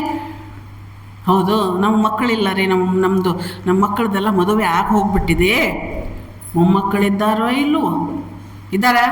ಮೊಮ್ಮಕ್ಕಳಿಗೆ ಕೊಡಿ ಸಂಸ್ಕಾರವನ್ನು, ಅದಕ್ಕೂ ಸಹನೆ ಬೇಕು. ಅದರಿಂದ ದತ್ತಾತ್ರೇಯರು ಹೇಳ್ತಾರೆ, ಈ ಭೂಮಿಯಿಂದ ನಾನು ಕಲ್ತಿದ್ದೇನೋ ಸಹನೆ. ಇನ್ನು ಮುಂದೆ ಬರ್ತದೆ 24 ಕವರ್ ಮಾಡೋದಕ್ಕೆ ಸಾಧ್ಯ ಆಗೋದಿಲ್ಲ 2 ದಿವಸದಲ್ಲಿ. ಅದರಿಂದ ಸೆಲೆಕ್ಟೆಡ್ ತಗೊಳ್ತೇನೆ. ಹೌದು, ನೆಕ್ಸ್ಟ್ ದತ್ತಾತ್ರೇಯರು ಹೇಳ್ತಾರೆ ಅಗ್ನಿ. ಮಧ್ಯದಲ್ಲಿ ಹೇಳ್ತಾರೆ ಜಲ ವಾಯು ಅದೆಲ್ಲ ಹೇಳ್ತಾರೆ. ಅಗ್ನಿ, ಈ ಅಗ್ನಿ ಅನ್ನುವಂಥದ್ದು ಎಷ್ಟು ಅದ್ಭುತವಾದದ್ದು ಅಂತಂದರೆ, ನೀವು ಅಗ್ನಿಯಲ್ಲಿ ಏನು ಹಾಕ್ತಿರೋ ಅದನ್ನು ಅದು ಪಚನ ಮಾಡ್ಕೊಳ್ತದೆ, ಜೀರ್ಣ ಮಾಡ್ಕೊಳ್ತದೆ. ಹೌದು, ಹಾಗಿದ್ರೆ ಇಲ್ಲಿ ಏನಪ್ಪ ಅಂತಂದರೆ ಇದಕ್ಕೆ ದುರಾದರ್ಶ ಅಂತೇಳಂತಂದರೆ ಯಾರೂ ಕೂಡ ಅಗ್ನಿಯನ್ನು ಎದುರಿಸೋದಕ್ಕೆ ಸಾಧ್ಯ ಇಲ್ಲ. ಸಾಧ್ಯ ಇದೆ ಏನು? ಒಂದು ಸಣ್ಣದು ಒಂದು ಕೈಗೆ ನೋವಾಗ್ಬಿಟ್ರೆ, ಬೆಂಕಿ ತಗಲಿದ್ರೆ ಎಷ್ಟು ನೋವಾಗ್ತದೆ, ಹೌದೇನು? ಅಗ್ನಿಯನ್ನು ಎದುರಿಸೋದಕ್ಕೆ ಸಾಧ್ಯ ಇಲ್ಲ, ಅದು ಅಜಯ. ಮತ್ತೆ ಸಂಗ್ರಹ ಹಾಗೂ ಪರಿಗ್ರಹಕ್ಕಾಗಿ ಅವನಲ್ಲಿ ಪಾತ್ರೆ ಇಲ್ಲ. ಅಗ್ನಿಯಲ್ಲಿ ಆ ಪಾತ್ರೆ ಇಲ್ಲ. ಏನು ಅಂತಂದ್ರೆ ಆ ಉದರವೇ ಅವನ ಪಾತ್ರೆ. ಸರ್ವಭಕ್ಷಕನಾಗಿದ್ದರೂ ಆಯಾ ವಸ್ತುಗಳ ಗುಣದೋಷಗಳಿಂದ ಲಿಪ್ತನಾಗುವುದಿಲ್ಲ. ಇದು ಬಹಳ ಮುಖ್ಯ. ಸರ್ವಭಕ್ಷಕ ಅವನು. ಈಗ ಹೋಮ ಮಾಡ್ತೇವೆ, ಹವನ ಮಾಡ್ತೇವೆ, ಮದುವೆ ಮಾಡ್ತೀರಿ, ಹೌದೋ ಇಲ್ವೋ? ಮದುವೆ, ಸನ್ಯಾಸ, ಹವನ, ಆಮೇಲೆ ಏನೇನಿದೆ ಎಲ್ಲವೂ ಕೂಡ ಏನಪ್ಪ, ಒಂದು ಗೃಹ ಪ್ರವೇಶ, ಅದು ಅಗ್ನಿಯ ಮುಖಾಂತರವೇ ಪ್ರಾರಂಭ ಆಗಬೇಕು. ಅಷ್ಟು ಪವಿತ್ರ. ಅದರಿಂದ ಪವಿತ್ರ ಅಗ್ನಿ ಅಂತಾರೆ ಅದಕ್ಕೆ. ಪವಿತ್ರ ಅಗ್ನಿ ಯಾವುದನ್ನ ಹಾಕಿದ್ರೂ ಕೂಡ ಅದು ಸರ್ವಭಕ್ಷಕ. ಯಾವುದನ್ನ ಹಾಕಿದ್ರೂ ಕೂಡ ಅದು ಸ್ವೀಕಾರ ಮಾಡ್ತದೆ, ಆದ್ರೆ ಯಾವುದಕ್ಕೂ ಕೂಡ ಅಂಟಕೊಳ್ಳೋದಿಲ್ಲ. ಅಗ್ನಿ ಹೇಳ್ತದೆ ಏನು, ಈ ಒಳ್ಳೆ ವಸ್ತು ಹಾಕಿದ್ರಿ, ಇದು ನಂದು ಅಂತ ಹಿಡ್ಕೊಂಡು ಕೂತ್ಕೊಳ್ತದೆ ಏನು? ಇಲ್ಲ, ಯಾವುದಕ್ಕೂ ಕೂಡ ಅಂಟುಕೊಳ್ಳೋದಿಲ್ಲ. ಅದೇ ರೀತಿ ಮುನಿ, ತಪಸ್ವಿ, ತೇಜಸ್ವಿ ಹಾಗೂ ಸರ್ವಭಾಷಿಯಾಗಿದ್ದರೂ ಆಯಾ ವಸ್ತುಗಳ ಗುಣದೋಷಗಳಿಂದ ಅವನು ಲಿಪ್ತನಾಗುವುದಿಲ್ಲ. ಅಂತಂದ್ರೆ ತಪಸ್ವಿ ಹೇಗಿರ್ತಾನೆ ಅಂತಂದ್ರೆ ಏನಿದ್ರೂ ಕೂಡ ಅದಕ್ಕೆ ಅಂಟ್ಕೊಳ್ಳೋದಿಲ್ಲ, ಏನಿದ್ರೂ ಕೂಡ ಅದಕ್ಕೆ ಅಂಟ್ಕೊಳ್ಳೋದಿಲ್ಲ. ಶ್ರೀರಾಮಕೃಷ್ಣರ ಜೀವನದಲ್ಲಿ ಬರ್ತದೆ. ಶ್ರೀರಾಮಕೃಷ್ಣರಿಗೆ ಒಂದ್ಸರಿ ಅನ್ನಿಸ್ತದಂತೆ, ಒಂದು ಬಂಗಾರದ ಶಾಲನ್ನು ಹಾಕ್ಕೊಳ್ಬೇಕು ಅಂಥೇಳಿ. ರೇಷ್ಮೆ ಶಾಲ್, ಬಂಗಾರ ಅಲ್ಲ, ಸಾರಿ, ರೇಷ್ಮೆ ಶಾಲನ್ನು ಹಾಕ್ಕೊಳ್ಬೇಕು ಅಂತ ಮನಸ್ಸಿಗೆ ಬರ್ತದೆ. ನಮಗೀಗ ದೊಡ್ಡ ಕ್ವಶನ್ ಮಾರ್ಕ್. ಇಂಥದೆಲ್ಲ ಬಂದುಬಿಟ್ಟು ನಮಗೆ ಭಾಳ ಇಂಟ್ರೆಸ್ಟ್ ಬರ್ತದೆ. ರಾಮಕೃಷ್ಣರು ಸರ್ವಸಂಗ ಪರಿತ್ಯಾಗಿಗಳು, ಕಾಮಕಾಂಚನ ತ್ಯಾಗಿಗಳು. ರಾಮಕೃಷ್ಣರಿಗೆ ಯಾಕ್ರಿ ರೇಷ್ಮೆ ಶಾಲನ್ನು ಹಾಕ್ಕೊಳ್ಬೇಕನ್ನಿಸ್ತು? ಪ್ರಶ್ನೆ ಬಂದೇ ಬಿಡ್ತದೆ ನಮಗೆ, ಹೌದೇನು? ಯಾರೋ ಒಬ್ಬ ಯುವಕ ಹೇಳಿದ್ನಂತೆ, ಸಿಗರೆಟ್ ಸೇದ್ತಾ ಇದ್ದ ಅವನು, ಹೌದೇನು? ವಿವೇಕಾನಂದರು ಗುಡುಗುಡಿ ಸೇದ್ತಾ ಇದ್ರು. ಅದಕ್ಕೆ ಅವ್ನು ಕೇಳಿದ್ನಂತೆ, ವಿವೇಕಾನಂದರೇ ಗುಡುಗುಡಿ ಸೇದ್ತಾರ್ರಿ, ನಾವು ಸಿಗರೆಟ್ ಸೇದೋರಲ್ಲಿ ಏನು ಅಭ್ಯಂತರ ಅಥವಾ ಏನು ದೋಷ ಇದೆ ಅಂಥೇಳಿ. ಅದಕ್ಕೆ ಆಗಿದ್ರೆ ವಿವೇಕಾನಂದರು ಏನೇನೆಲ್ಲ ಕಾರ್ಯ ಮಾಡಿದ್ರು. ವಿವೇಕಾನಂದರು ಹೇಳ್ತಾರೆ, 39 ವರ್ಷದಲ್ಲಿ 1500 ವರ್ಷಕ್ಕೆ ಎಷ್ಟು ಬೇಕೋ ಅಷ್ಟು ಕಾರ್ಯ ಈ ದೇಹ ಮಾಡಿದೆ, ನಾನು ಮಾಡಿದ್ದೇನೆ. ಹಾಗಿದ್ರೆ ಆ ಯುವಕ ಮಾಡಬಲ್ನೇನು? ಸಾಧ್ಯ ಇಲ್ಲ. ಬರೀ ಗುಡುಗುಡಿ ಸೇದಿದ್ರು ಸ್ವಾಮೀಜಿ ಅಂತೇಳಿ ಸಿಗರೆಟ್ ಸೇದೋದಕ್ಕೆ ನಿಂತ್ರೆ ಹೌದಾ ಇಲ್ವೋ? ಆದ್ದರಿಂದ ಶ್ರೀರಾಮಕೃಷ್ಣನಿಗೆ ಯಾಕೆ ರೇಷ್ಮೆ ಶಾಲ್ ಹಾಕೊಳ್ಳೋಂಗಾಯ್ತು ಪ್ರಶ್ನೆ. ಅವರಿಗೆ ಈ ಜಗತ್ತಿನ ಅನಿತ್ಯತೆಯನ್ನ ಮನಸ್ಸಿಗೆ ಹೇಳಬೇಕಾಗಿತ್ತು. ಹೌದು. ಆದ್ದರಿಂದ ಶ್ರೀರಾಮಕೃಷ್ಣರು ಹೇಳ್ತಾರೆ ಮಥುರ ಬಾಬುವಿನಿಗೆ, ನೋಡು ನನಗೊಂದು ರೇಷ್ಮೆ ಶಾಲ್ ಬೇಕು ತುಂಬಾ. ಮಥುರ ಬಾಬುನ ಕೇಳೋದಾ ಅಪ್ಪಾಜಿ ಅಂತಿದ್ದ ರಾಮಕೃಷ್ಣರಿಗೆ. ಭಾಳ ಚಂದ ಸಂಬಂಧ ಮಥುರ ಬಾಬುವಿಂದು. ಆಮೇಲೆ ರಾಮಕೃಷ್ಣರು ಓದಬೇಕ್ರಿ ಅದನ್ನೆಲ್ಲ ಓದಬೇಕು. ದೇವರೊಡನೆ ಬಾಳಿದವರು ಅಂತ ಹೇಳಿ ಪುಸ್ತಕ ಗೃಹಿ ಭಕ್ತರು ಈಗ ನಮ್ಮ ಭವತಾರಿಣಿ ಆಶ್ರಮದಿಂದ ಪ್ರತಿ ವಾರ ಇರ್ತದೆ, ಬುಧವಾರ ಸಾಯಂಕಾಲ ರಾತ್ರಿ. ಏನು ಅದ್ಭುತ ಜೀವನಗಳು, ಏನು ಅದ್ಭುತ ಭಕ್ತರು. ಒಬ್ಬೊಬ್ಬರನ್ನೂ ಕೂಡ ಭಾವಿಸ್ಕೊಂಡ್ರೆ ಮನಸ್ಸು ಪ್ರಫುಲ್ಲಿತ ಆಗ್ತದೆ. ಭಕ್ತಿಯ ಪರಾಕಾಷ್ಠೆ, ಆ ಭಾವನೆ. ಈ ಮಥುರ ಬಾಬು ಅವನು ರಾಮಕೃಷ್ಣರ್ ಕೇಳೋದೇ ತಡ ಕಾಯ್ತಾ ಇದ್ದ. ಅವನು ಅಪ್ಪಾಜಿ ಏನಾದ್ರೂ ಕೇಳ್ತಾರೇನೋ ಅಂತ ಹೇಳಿ. ಯಾಕಂತ ಹೇಳಿದ್ರೆ ಆ ಮಥುರ ಬಾಬುವಿನಿಗೆ ಅನುಭವ ಆಗಬಿಟ್ಟಿತ್ತು. ಯಾರು ಶ್ರೀರಾಮಕೃಷ್ಣರು? ಸಾಕ್ಷಾತ್ ಕಾಳಿ. ಒಂದ್ಸರಿ ದರ್ಶನ ಆಗ್ತದೆ ಮಥುರನಾಥ ಬಾಬುವಿನಿಗೆ. ಮೇಲೆ ನಿಂತಿದ್ದಾನೆ ಶ್ರೀರಾಮಕೃಷ್ಣರು, ವರಾಂಡದಲ್ಲಿ ಓಡಾಡ್ತಾ ಇದ್ದಾರೆ. ಅತ್ತ ಹೋದರೆ ಶಿವ, ಇತ್ತ ಬಂದರೆ ಕಾಳಿ, ಅತ್ತ ಹೋದರೆ ಶಿವ, ಇತ್ತ ಬಂದರೆ ಕಾಳಿ.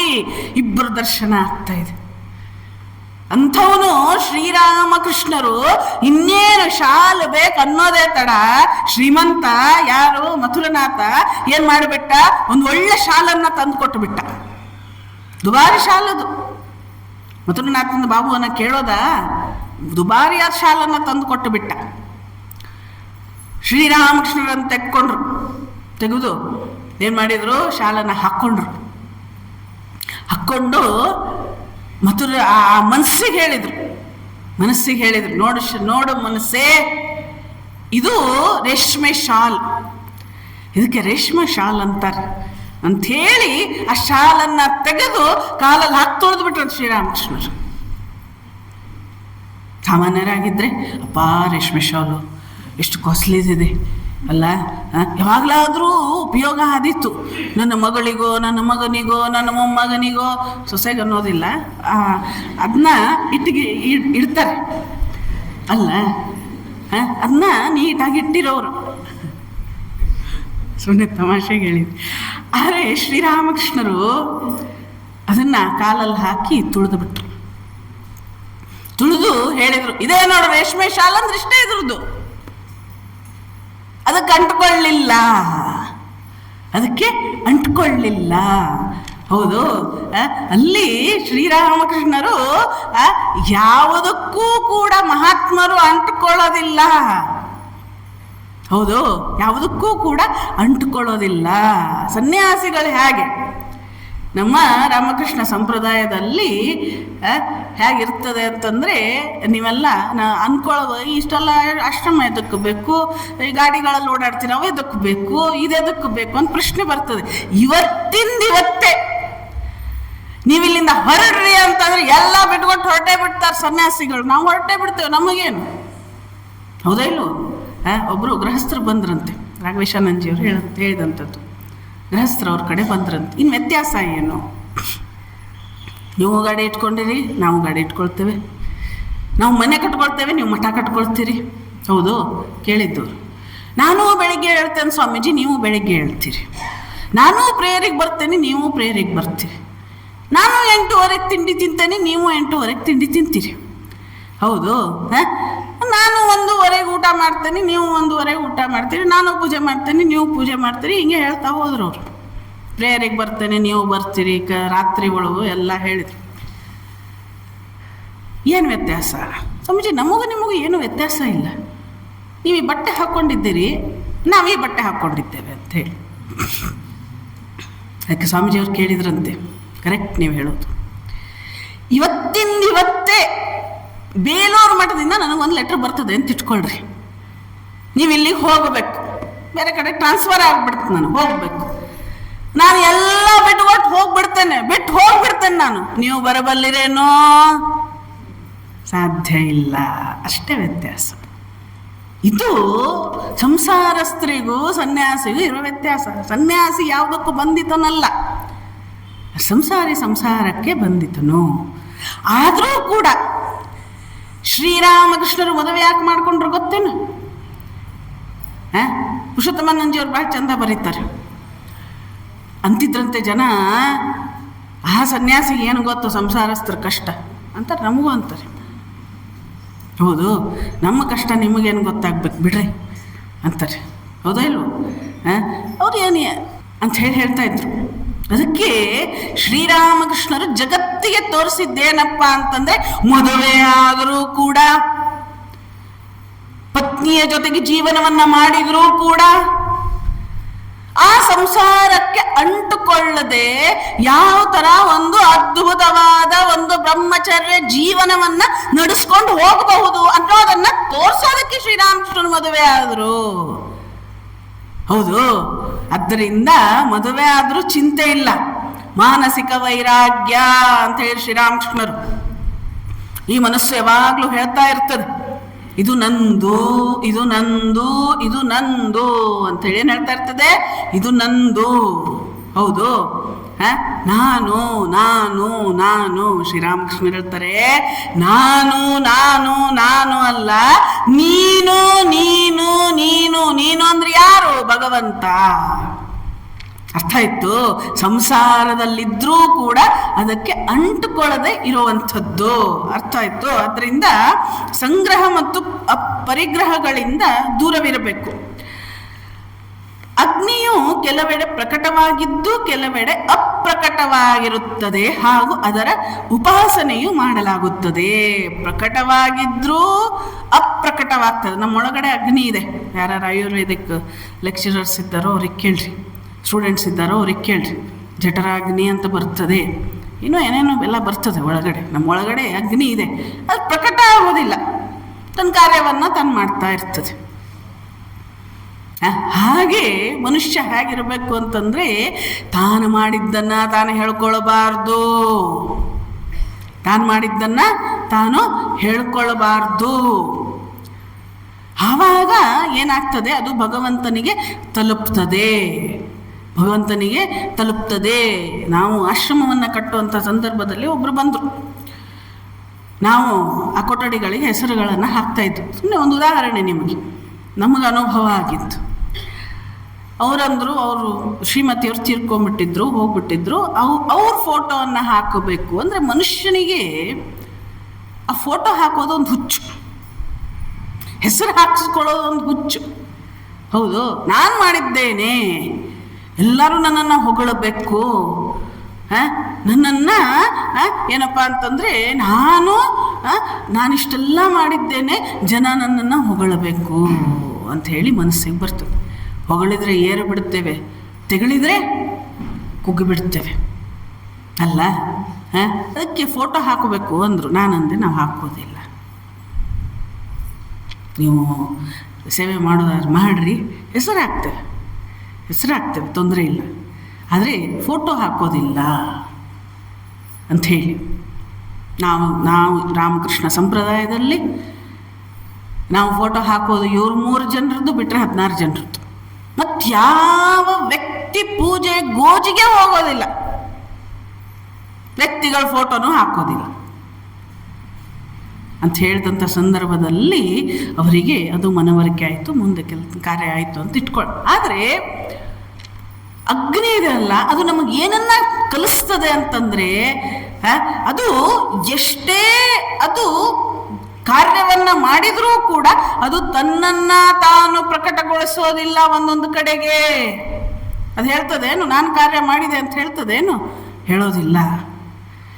ಯಾವ ಪ್ರಾಣಿಗಳೂ ಕೂಡ ಹೇಳೋದಿಲ್ಲ. ಹೇಳೋದು ಒಂದೇ, ಯಾವುದು? ಅಲ್ಲ. ಅದರಿಂದ ಆ ಸ್ವಭಾವವನ್ನು ಬಿಡಬೇಕು. ಹೆಂಗ್ರಿ ಮಾತಾಜಿ, ನಾವು ಇಷ್ಟು ಸೇವೆ ಮಾಡಿರ್ತೇವೆ, ನಮ್ಮ ಹೆಸರು ಬರಲಿಲ್ಲ ಅಂದರೆ ಎದಕ್ಕೆ ಮಾಡೋದು? ಯಾಕೆ ಬೇಕು ಹೆಸರು? ಹುಟ್ಟುವಾಗ ಹೆಸರು ತಗೊಳ್ಳಿಲ್ಲ, ತೊಗೊಂಬಂದಿದ್ವಾ? ಒಂದಿಷ್ಟ ಹೆಸರಿಟ್ಟು ಕಳಿಸಿದ್ನ ಭಗವಂತ. ಹೋಗೋವಾಗ ಹೆಸರಿಲ್ಲ, ಹೋಗುವಾಗ ಒಂದಿಷ್ಟು ಹೆಸರು ಇರ್ತದೆ, ಇವ್ರು ಹೋದ್ರು ಅಂತಿರ್ತದೆ ಅಷ್ಟೇ. ಆದರೆ ಆ ಹೆಸರು ಈ ದೇಹಕ್ಕೆ ಆತ್ಮಕ್ಕಿದೆಯಾ? ಇಲ್ಲ. ಅದರಿಂದ ನಾವೆಲ್ಲ ಆತ್ಮಸ್ವರೂಪರು. ಆತ್ಮಸ್ವರೂಪರು ಒಂದು. ಇನ್ನೊಂದು ಏನಪ್ಪಾ ಅಂತಂದ್ರೆ, ಇವತ್ತು ನನ್ನ ಕೈಕಾಲು ಆಡ್ತಾ ಇದೆ, ನಾನು ಮಾತನಾಡ್ತಾ ಇದ್ದೇನೆ, ನೀವೆಲ್ಲ ಇಲ್ಲಿ ಕೂತ್ಕೊಂಡಿದ್ದೀರಿ, ಇದಕ್ಕೆ ಕಾರಣ ಯಾರು? ಭಗವಂತನ ಇಚ್ಛೆ. ಭಗವಂತನ ಇಚ್ಛೆ, ಜಗನ್ಮಾತೆ ಇಚ್ಛೆ, ಕೃಷ್ಣನ ಇಚ್ಛೆ. ಹೌದು, ಅವನ ಇಚ್ಛೆ ಇಲ್ಲದೆ ನಾವು ಕೂತ್ಕೊಳ್ಳೋದಕ್ಕೆ ಸಾಧ್ಯ ಇಲ್ಲ, ನಾವು ಮಾತನಾಡೋದಕ್ಕೆ ಸಾಧ್ಯ ಇಲ್ಲ, ನಾವು ಕೈ ಅಲ್ಗಾಡಿಸೋದಕ್ಕೆ ಸಾಧ್ಯ ಇಲ್ಲ, ಕೇಳೋದಕ್ಕೆ ಸಾಧ್ಯ ಇಲ್ಲ. ಹಾಗಿದ್ರೆ ಯಾರ ಇಚ್ಛೆಯಿಂದ ಈ ಜಗತ್ತು ನಡೀತಾ ಇದೆ? ಭಗವಂತನ ಇಚ್ಛೆಯಿಂದ ಈ ಜಗತ್ತು ನಡೀತಾ ಇದೆ. ನಾನೇನು ಮಾಡೋದಕ್ಕೂ ಸಾಧ್ಯ ಇಲ್ಲ ಅನ್ನೋದನ್ನ ತೋರಿಸ್ತದೆ. ಇದು ಹೇಗೆ ಅಂದರೆ, ಯೋಗಿಯಾದವನು ಬೂದಿ ಮುಚ್ಚಿದ ಕೆಂಡದಂತೆ ತನ್ನ ಮಹಿಮೆಯನ್ನು ಹುದುಗಿಟ್ಟುಕೊಂಡಿರಬೇಕು. ಸಮಯ ಬಂದಾಗ ಹವಿಸ್ಸನ್ನು ಪಡೆದು ಅಗ್ನಿ ಜ್ಯೋತಿರ್ಮಯವಾಗಿ ಕಾಣಿಸಿಕೊಂಡು ತನ್ನ ಮೊರೆ ಹೊಕ್ಕವನ ಪಾಪರಾಶಿಯನ್ನು ಹೋಗಲಾಡಿಸಬೇಕು. ಇದಕ್ಕೆ ಅತ್ಯದ್ಭುತ ಉದಾಹರಣೆ ಅಂತಂದ್ರೆ ಮತ್ತೆ ನಾವು ಶ್ರೀಮಾತೆ ಶಾರದಾದೇವಿಯವರು, ರಾಮಕೃಷ್ಣರು. ಬೂದಿ ಮುಚ್ಚಿದ ಕೆಂಡ, ಮುಖ್ಯವಾಗಿ ಶ್ರೀಮತಿ ಶಾರದಾದೇವಿಯವರು. ಶ್ರೀರಾಮಕೃಷ್ಣರೇ ಹೇಳ್ಬಿಟ್ರು ಅವಳು ಶಾರದೆ ಹೇಗಂತಂದ್ರೆ ಬೂದಿ ಮುಚ್ಚಿದ ಕೆಂಡ. ಹೌದು, ಬೂದಿ ಮುಚ್ಚಿದ ಕೆಂಡ. ಅದ್ಭುತವಾದ ಶಕ್ತಿ ಶ್ರೀಮಾತೆಯವರಲ್ಲಿ, ಅಗಾಧ. ಯಾವ ಒಂದು ಅದ್ಭುತವಾದ ಶಕ್ತಿ ಅದು ಎಲ್ಲಿ ಪ್ರಕಟ ಆಗಬೇಕಿತ್ತೋ, ಯಾವ ರೀತಿಯಲ್ಲಿ ಪ್ರಕಟ ಆಯಿತು ಅದು ಅಂತಂದ್ರೆ, ಪ್ರೀತಿಯ ರೂಪದಲ್ಲಿ ಪ್ರಕಟ ಆಯಿತು, ವಾತ್ಸಲ್ಯದ ರೂಪದಲ್ಲಿ ಪ್ರಕಟ ಆಯಿತು.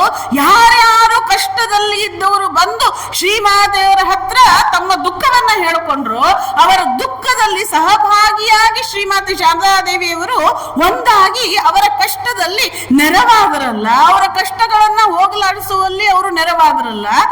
ಅಂಥವರ ಒಂದು ರೂಪದಲ್ಲಿ, ಕರುಣೆಯ ರೂಪದಲ್ಲಿ ಶ್ರೀಮಾತೆ ಶಾರದಾದೇವಿಯವರ ಆ ಶಕ್ತಿ ವ್ಯಕ್ತ ಆಯಿತು.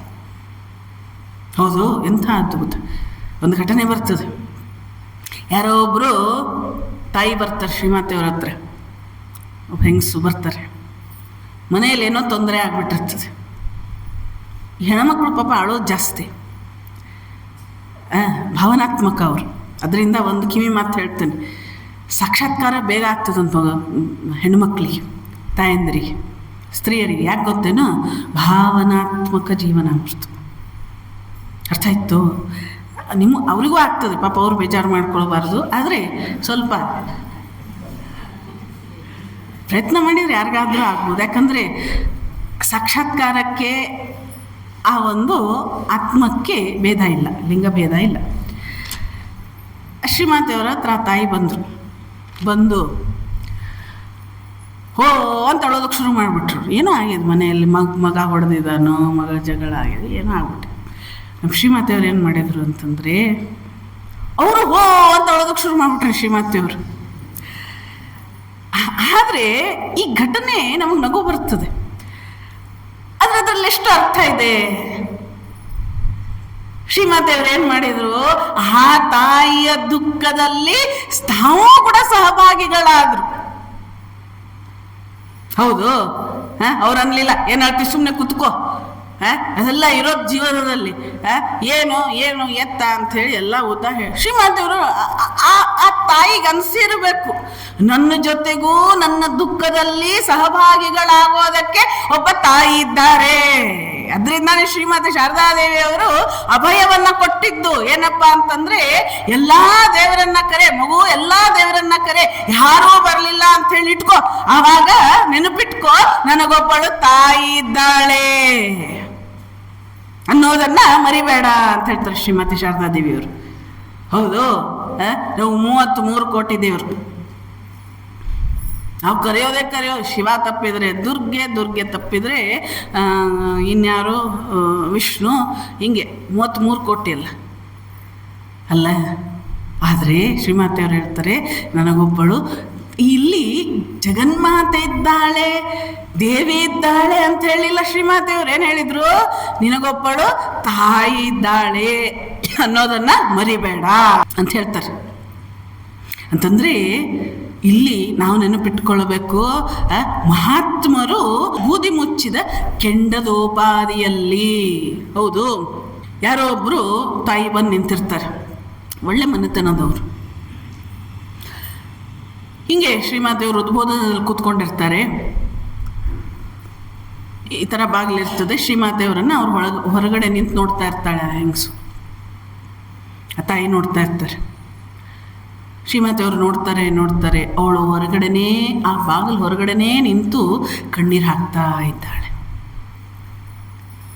ಆವಾಗ ಶ್ರೀಮಾತೆಯವರಿಗೆ ಅವಳನ್ನು ನೋಡಿ ಕರುಣೆ ಬರ್ತದೆ. ಯಾಕೋ ನನ್ನ ಮಗು ಅಳ್ತಾ ಇದೆ, ಆ ಒಂದು ಭಾವನೆ ನೋಡಿ, ಯಾಕೋ ನನ್ನ ಮಗು ಅಳ್ತಾ ಇದೆ ಅಂಥೇಳಿ ಬಾ ಒಳಗಡೆ ಅಂತ ಕರೆಯೋದಿಲ್ಲ ಶ್ರೀಮಾತೆಯವರು. ಎಂಥ ಕರುಣೆ, ಆ ಶಕ್ತಿ ಎಲ್ಲಿ ವ್ಯಕ್ತ ಆಯಿತು ಅನ್ನೋದು ಅದ್ಭುತವಾದ ಉದಾಹರಣೆ. ಹೋಗ್ತಾರೆ, ಅವಳು ಏನೋ ಮಾಡಬಾರದನ್ನು ಮಾಡಿಬಿಟ್ಟಿದ್ದಾಳೆ ಜೀವನದಲ್ಲಿ. ಹೋಗಿ ಆ ಸ್ತ್ರೀಯ, ಆ ಮಗುವಿನ ಕೈಯ, ಮಗು ಅಂತ ಹೇಳಿ ಇಟ್ಕೊಳ್ಳಿ ಶ್ರೀಮಾತೆಗೆ ಎಲ್ಲರೂ ಮಗುನೇ, ಆ ಸ್ತ್ರೀಯ ಕೈಯನ್ನು ಹಿಡ್ಕೊಂಡು ಒಳಗಡೆ ಕರ್ಕೊಂಡ್ಬಂದು ಅವಳ ಕಣ್ಣೀರನ್ನು ಒರೆಸಿ ಅಲ್ಲೇ ಮಂತ್ರ ದೀಕ್ಷೆಯನ್ನು ಕೊಡ್ತಾರೆ ಶ್ರೀಮಾತೆಯವರು. ಉದ್ಧಾರ ಆಗೋಯ್ತು ಜೀವನ. ಈ ಥರ ಅವರ ಒಂದು ಅದ್ಭುತವಾದ ಒಂದು ಏನು ಹೇಳ್ತಾರೆ, ಆ ಒಂದು ಶಕ್ತಿ ಅಲ್ಲಿ ವ್ಯಕ್ತ ಆಯಿತು. ಪಾಪಗಳನ್ನು ಮಾಡಿದಂತಹ ಆ ಒಂದು ಅಪವಿತ್ರವಾದ ಜೀವನವನ್ನು ನಡೆಸಿದಂಥ ಸ್ತ್ರೀಯ ಸರ್ವ ಪಾಪಗಳನ್ನು ಕೂಡ ಸ್ವೀಕಾರ ಮಾಡಿದ್ರಲ್ಲ ಶ್ರೀಮಾತೆಯವರು. ಅದೆಂಥ ಶಕ್ತಿ! ಬೇರೆಯವರಾಗಿದ್ರೆ ಯೋಚನೆ ಮಾಡ್ತಿದ್ರೇನೋ ಅಲ್ಲ, ಆದರೆ ಶ್ರೀಮಾತೆಯವರು ಯೋಚನೆ ಮಾಡಲಿ. ಒಂದು ದಿವಸ ಒಬ್ಬರು ಬ್ರಹ್ಮಚಾರಿಗಳು ಹೇಳ್ತಾರೆ, ಅದು ಇವೆಲ್ಲ ಉದಾಹರಣೆಗಳು. ಬ್ರಹ್ಮಚಾರಿಗಳು ಹೇಳ್ತಾರೆ, ಅಮ್ಮ ಯಾಕಂದರೆ ಶ್ರೀಮಾತೆಯವ್ರಿಗೆ ತೊಂದರೆ ಆಗ್ತಾ ಇರ್ತದೆ, ಅವಾಗವಾಗ ಕಾಲು ಉರಿತಾ ಇರ್ತದೆ. ಯಾರೊಬ್ಬರು ಪಾದ ಮುಟ್ಟಿ ನಮಸ್ಕಾರ ಮಾಡಿದರೆ ಕಾಲು ಉರಿತಾ ಇರ್ತದೆ. ಬ್ರಹ್ಮಚಾರಿಗಳಿಗೆ ಇದು ಗೊತ್ತು, ಗಂಗಾಜಲವನ್ನು ಹಾಕ್ಕೊಳ್ತಾ ಕೂತ್ಕೊಳ್ತಾರೆ ಶ್ರೀಮಾತೆಯವರು. ಬ್ರಹ್ಮಚಾರಿಗಳು ಇದನ್ನ ನೋಡಿರ್ತಾರೆ. ಶ್ರೀಮಾತೆಯವ್ರಿಗೆ ಹೇಳ್ತಾರಮ್ಮ, ಇವತ್ತಿಂದ ನಾನು ಎಲ್ರಿಗೂ ಹೇಳಿಬಿಡ್ತೇನೆ, ನಿಮ್ಮ ಪಾದವನ್ನು ಯಾರು ಮುಟ್ಟಬೇಡ್ರಿ ಅಂಥೇಳಿ ಹೇಳಿಬಿಡ್ತೇನೆ ನಾನು ಅಂಥೇಳಿ. ಶ್ರೀಮಾತೆಯವ್ರು ಹೇಳ್ತಾರೆ, ಅದ್ಯಾಕೆ ಹೇಳ್ತೀಯೋ? ನೀನು ಹೇಗೆ ಅದನ್ನು ಹೇಳ್ತಿ? ನಾನೇನು ರಸಗುಲ್ಲ ತಿನ್ನೋದಕ್ಕೆ ಈ ಭೂಮಿಗೆ ಬಂದಿದ್ದೇನೇನು ಅಂತ ಹೇಳ್ತಾರೆ ಶ್ರೀಮಾತೆಯವ್ರ. ಪಾಪಗಳನ್ನು ಸ್ವೀಕರಿಸೋದಕ್ಕೆ ನಾನು ಬಂದಿರೋದು. ನನ್ನ ಮಕ್ಕಳ ಉದ್ಧಾರ ನಾನೇ ಮಾಡಬೇಕು.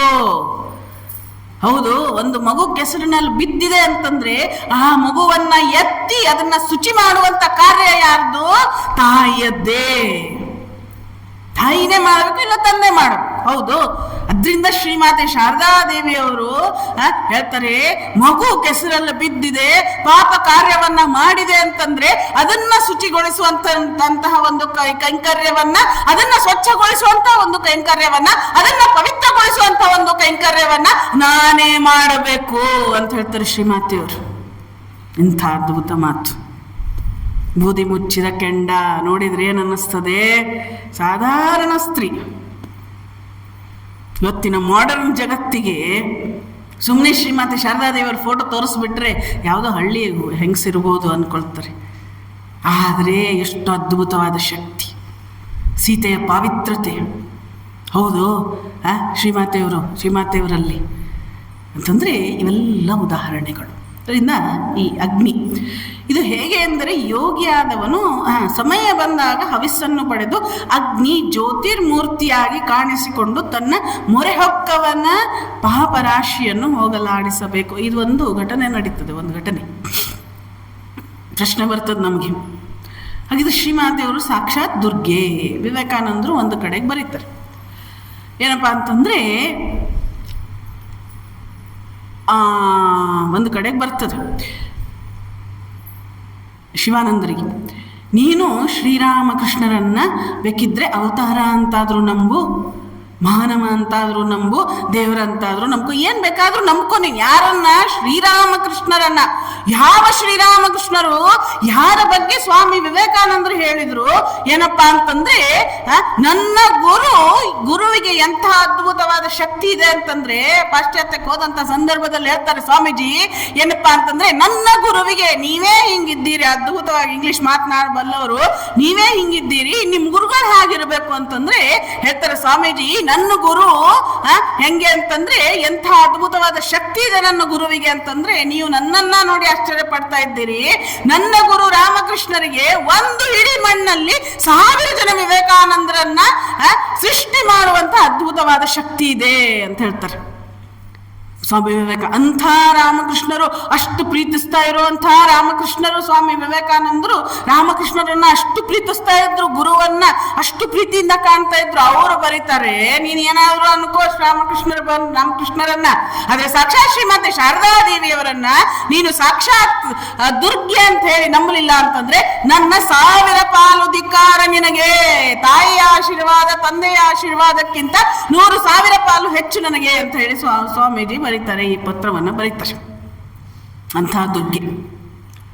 ಹೌದು. ಹಂಗಿದ್ರೆ ಅವಳು ಈ ತರ ಬಂದಿರೋದಕ್ಕೆ ಕಾರಣ ಏನಪ್ಪಾ ಅಂತಂದ್ರೆ, ಒಂದು ಆದರ್ಶವನ್ನ ನಿರ್ಮಾಣ ಮಾಡೋದಕ್ಕೆ. ಹಾಗಿದ್ರೆ ಶ್ರೀಮಾತೆ ಶಾರದಾದ ಕೆಂಡ ಮುಚ್ಚಿದ ಬೂದಿ ಮುಚ್ಚಿದ ಕೆಂಡ ಅಂತ ಹೇಳಿ ನಾವು ಅನ್ಕೊಂಡವಲ್ಲ, ಅದಕ್ಕೆ ಒಂದು ಉದಾಹರಣೆಯನ್ನು ಹೇಳ್ತೇನೆ.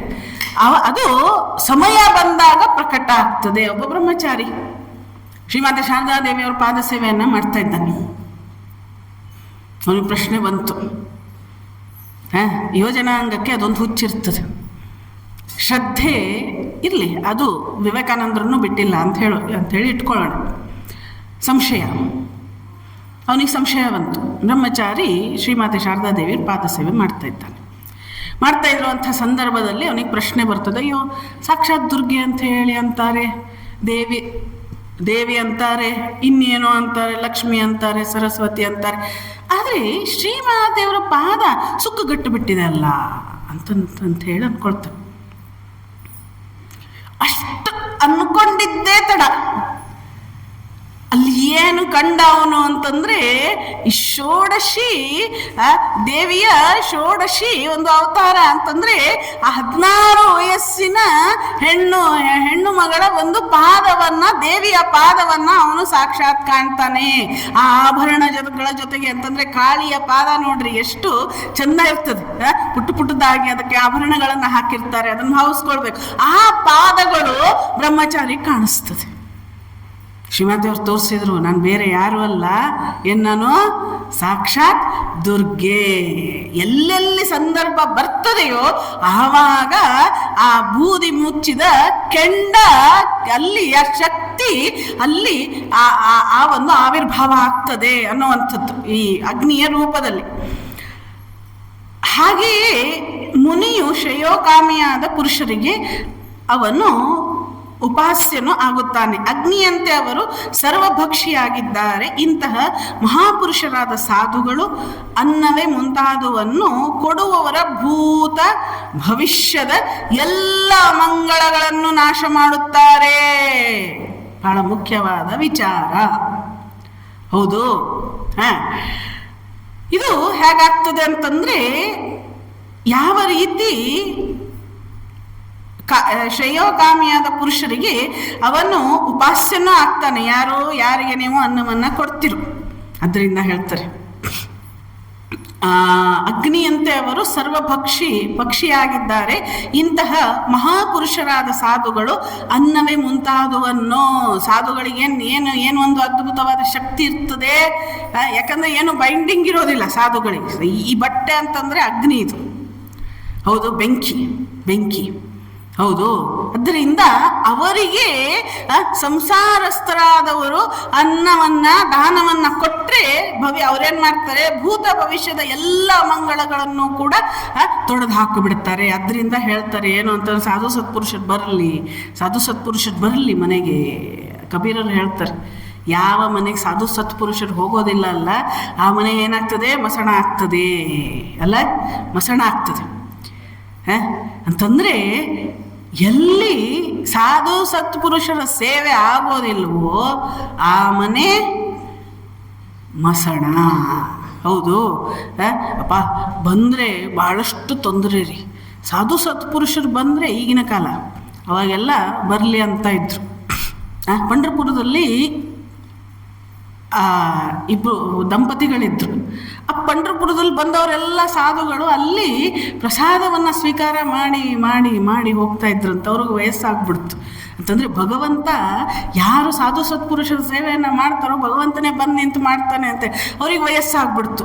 ಸಾಧು ಸತ್ಪುರುಷರೆಲ್ಲ ಏನು ಮಾಡ್ತಾಯಿದ್ರು, ಸಾಧುಗಳೆಲ್ಲ ಹೋಗೋರು ಬರೋರು ಎಲ್ಲ ಆ ಪಂಢರಪುರಕ್ಕೆ ದರ್ಶನವನ್ನು ತಗೊಂಡು ಈ ದಿಂಡಿ ಅಂತ ಹೇಳಿ ಹೋಗ್ತಾರೆ. ದಿಂಡಿ ಅವಾಗೆಲ್ಲ ಸಾಧುಗಳು ಬಂದವರೆಲ್ಲ ಕೇಳ್ತಾ ಇದ್ರು. ಅವ್ರ ಹೆಸರು ನನಗೆ ನೆನಪಿಲ್ಲ. ಅವ್ರ ಮನೆಗೆ ಹೋಗಿ ಪ್ರಸಾದವನ್ನು ಸ್ವೀಕರಿಸಿದ್ರೇನೋ ಅಂತ ಕೇಳ್ತಾ ಇದ್ರು. ಹಿಂಗೆ ಎಲ್ಲರೂ ಪ್ರತಿಯೊಬ್ಬ ಸಾಧುವು ಕೂಡ ಅಲ್ಲಿ ಅವ್ರ ಮನೇಲಿ ಪ್ರಸಾದ ಸ್ವೀಕರಿಸೇ ಹೋಗೋದು. ಸಾಧುಗಳು ಜಾಸ್ತಿ ಆಗ್ಬಿಟ್ರು, ಇವ್ರಿಗೆ ವಯಸ್ಸಾಗ್ಬಿಡ್ತು, ಈಗೇನು ಮಾಡೋದು? ಒಂದು ಬೋರ್ಡ್ ಹಾಕಿದ್ರು, ನಮಗೆ ಒಬ್ಬ ಸೇವಕ ಬೇಕಾಗಿದ್ದಾನೆ ಅಂತ ಹೇಳಿ. ಸೇವಕ ಬೇಕಾಗಿದ್ದಾನೆ.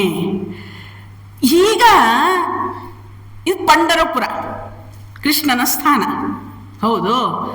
ಈಗ ಸಾಕ್ಷಾತ್ ಕೃಷ್ಣನೇ ಒಬ್ಬ ಹುಡುಗನಾಗ ಬಂದು ಬಿಟ್ಟ. ಬನ್ನಿ ಅಂತ ಹೇಳ್ತಾನೆ, ನೋಡ್ರಿ ನೀವಿಷ್ಟು ಸೇವೆ ಮಾಡ್ತಾ ಇದ್ದೀರಿ, ನಾನು ನಿಮ್ಮ ಕಾರ್ಯಕ್ಕೆ ನಾನು ಸಹಾಯ ಮಾಡ್ತೇನೆ, ನಾನೇ ಎಲ್ಲ ಅಡುಗೆ ಎಲ್ಲ ಮಾಡಿ ಹಾಕ್ಬಿಡ್ತೇನೆ, ನೀವೇನು ಯೋಚನೆ ಮಾಡಬೇಡ್ರಿ ಅಂತಂದು. ಆಗಲಿ, ಆದರೆ ಒಂದು ಕಂಡೀಷನ್, ನಾನು ಅವ್ರಿಗೆ ಹಾಕ್ತೇನೆ, ನನಗೆ ಅಡುಗೆ ಮಾಡಿ ಹಾಕೋರು ಯಾರು? ನೀವೇ ಮಾಡಿ ಹಾಕೋಬೇಕು ಅಂತಂದ್ರು. ಆಯಿತು ಅಂದ್ಲ ತಾಯಿ ಪಾಪ. ಆದರೆ ಇನ್ನೊಂದು ಕಂಡೀಷನ್, ನಾನು ಎಷ್ಟು ತಿಂತೇನೋ ಅಷ್ಟೇ ಊಟಕ್ಕೆ ಹಾಕೋಬೇಕು. ನೀವು ಯಾವಾಗಲೂ ಕೂಡ ಏನಪ್ಪ ಅಂತಂದರೆ, ನೀವು ಒಂದು ದಿವಸನೂ ಅನ್ನೋ ಹಾಗಿಲ್ಲ, ಅಯ್ಯೋ ಈ ಹುಡುಗ ಇಷ್ಟು ಊಟ ಮಾಡ್ತಾನೆ, ತಪ್ಪಿನೂ ಕೂಡ ಒಂದು ಮಾತು ಅಂದರೂ ನಾನು ಅವತ್ತೇ ಹೊರಟು ಬಿಡ್ತೇನೆ ಅಂತೇಳಿ. ಹೌದು. ಕಡೆಗೆ ಬಂದ ಸಾಕ್ಷಾತ್ ಕೃಷ್ಣ, ಸಾಕ್ಷಾತ್ ಗೋವಿಂದ ಬಂದು ಅಡುಗೆಯನ್ನು ಮಾಡ್ತಾ ಇದ್ದಾನೆ. ಎಷ್ಟೋ 100,000 ಸಾಧುಗಳು ಅವರಿಗೆ ಅಡುಗೆಯನ್ನು ಮಾಡ್ತಾ ಇದ್ದಾನೆ. ಯಾರೋ ಪಂಡರೀನಾಥ ಕೃಷ್ಣ ಬಂದು ಅಡುಗೆಯನ್ನು ಮಾಡ್ತಾ ಇದ್ದಾನೆ, ಬಡಿಸ್ತಾನೆ. ಆ ತಾಯಿ ಇವನಿಗೆ ಅಡುಗೆ ಮಾಡ್ತೀವಿ, ಎಷ್ಟು ಅಡುಗೆ ಮಾಡಿದರೂ ಸಾಕಾಗೋದಿಲ್ಲ, ತಿಂತಾನೆ. ಕಡೆಗೆ ಆ ತಾಯಿ, ಈ ಹೆಣ್ಮಕ್ಳ ಸ್ವಭಾವ ಇರ್ತದೆ ನೋಡ್ರಿ ಪಾಪ, ಏನು ಮಾಡ್ತೀರಿ, ಆ ಪಕ್ಕದ ಮನೆಯವ್ರ ಜೊತೆಗೆ ಮಾತಾಡೋದು ಅಲ್ಲ. ಇಡೀ ಜಗತ್ತಿನಲ್ಲಿ ಎಲ್ಲವನ್ನೂ ಬಿಡಿಸ್ಬಹುದು, ಅದನ್ನು ಬಿಡಿಸೋದು ಭಾಳ ಕಷ್ಟ ಇದು. ಹೌದೋ ಇಲ್ವೋ? ಸುಳ್ಳೋ ಖರೇನ? ಸತ್ಯನಾ? ಸ್ವಲ್ಪ ಜೋರಾಗಿ ಹೇಳ್ರಿ. ಅಲ್ಲ, ಹಂಗೆ ಆ ತಾಯಿಯು ಏನು ಮಾಡಿಬಿಟ್ರು, ಪಕ್ಕದ ಮನೆಯವ್ರಿಗೆ ಬಂದು ಕೂತ್ಕೊಂಡ್ರು, ಇವ್ರಿಗೆ ಹೋಗಿ ಕೂತ್ಕೊಂಡು ಮಾತಾಡ್ತಾ ಶುರು ಮಾಡಿದ್ರು. ಮಾತಾಡ್ತಾ ಎಲ್ಲ ಹೊರಗಡೆ ಬಿದ್ದು ಬಿಡ್ತದೆ. ನೋಡ್ರಿ, ನಮ್ಮ ಮನೆಯಲ್ಲಿ ಒಬ್ಬನು ಹುಡುಗ ಬಂದಿದ್ದಾನೆ ಕೆಲ್ಸಕ್ಕಂತ ಹೇಳಿ, ಎಷ್ಟು ಅಡುಗೆ ಮಾಡಿ ಹಾಕಿದ್ರು ಸಾಕಾಗೋದಿಲ್ಲ. ಕೃಷ್ಣನ ಕಿವಿಗೆ ಬಿದ್ದು ಬಿಡ್ತು. ಮಂಗಮಾಯ. ಅರ್ಥ ಆಯಿತು? ಅದು ಒಂದು ಪಾರ್ಟ್ ಅಂತ ಇಟ್ಕೊಳ್ರಿ. ಆದರೆ ಇಲ್ಲಿ ನಾವು ವಿಚಾರ ಮಾಡ್ತಕ್ಕಂಥ ಆಲೋಚನೆ ಮಾಡ್ತಕ್ಕಂಥ ಒಂದು ವಿಚಾರ ಏನಪ್ಪ ಅಂತಂದರೆ, ಯಾರು ಸಾಧು ಸತ್ಪುರುಷರ ಸೇವೆಯನ್ನು ಮಾಡ್ತಾರೋ ಅಲ್ಲಿ ಸಾಕ್ಷಾತ್ ಭಗವಂತನೇ ಬರ್ತಾನೆ, ಸಾಕ್ಷಾತ್ ಭಗವಂತನೇ ಬರ್ತಾನೆ ಅನ್ನುವಂಥದ್ದು. ಅದರಿಂದ ಆ ಒಂದು ನಿಟ್ಟಿನಲ್ಲಿ ಅಗ್ನಿಯನ್ನು ನಾಳೆ ಇನ್ನೊಂದೆರಡು ವಿಚಾರಗಳನ್ನು ನೋಡೋದಿದೆ. ಸಮಯ ಆಯಿತು. ಇನ್ನು ಶ್ರೀಮಾತೆ ಕೃಪೆಯಿಂದ ನಾಳೆ ಅದನ್ನು ಮುಂದುವರಿಸೋಣ ಅಂತ ಹೇಳ್ತಾ 2 ಮಾತನ್ನು ಶ್ರೀಮಾತೆ ಶಾರದಾ ದೇವಿಯವ್ರ ಚರಣಗಳಿಗೆ ಅರ್ಪಿಸ್ತೇನೆ. ಜೈ ರಾಮಕೃಷ್ಣ.